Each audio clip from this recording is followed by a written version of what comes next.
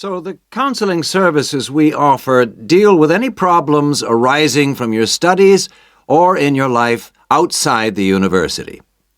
Let's take academic counseling. If you're confused about subjects or how to combine them in your degree, then we can advise you and discuss the career you are aiming for so that you can see it all in context. We can also chase up your tutor if you're not getting proper feedback on how you are getting on in your subject. Besides help with academic problems, you may also need personal counseling. If you think you're already under stress, well, just wait till classes begin next week. You'll have to start adjusting to teaching and learning methods that may be unfamiliar to you, as well as the mounting pressure as the deadline for that first assignment creeps up on you. And of course, you have to cope with all this without your usual social network. You know, the social contacts, family and friends you could normally rely on for help. All of this causes anxiety. Studying overseas can trigger a personal crisis. You may have left a lot of what you might call unfinished business back in your own country.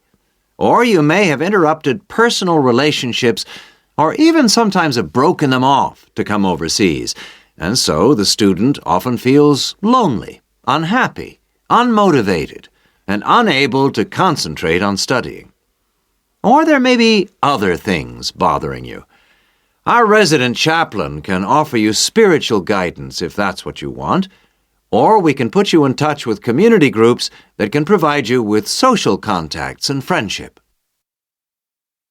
What about exam stress?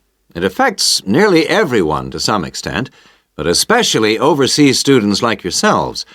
There may be a huge amount of family pressure on you to succeed, and if you fail a subject or drop out of a course because it's too difficult, then your self-esteem can suffer. But it's not the end of the world if you don't pass an exam. I had to resit first-year anthropology, so I can certainly offer you a sympathetic ear.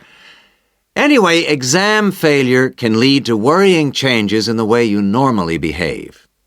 You may also be off your food, or you may have dietary problems because the local food is not to your liking and upsets you, and this can affect your health and studies. Glenda Roberts is our dietitian in the health service, and we can put you on to her. And we all have money problems, don't we?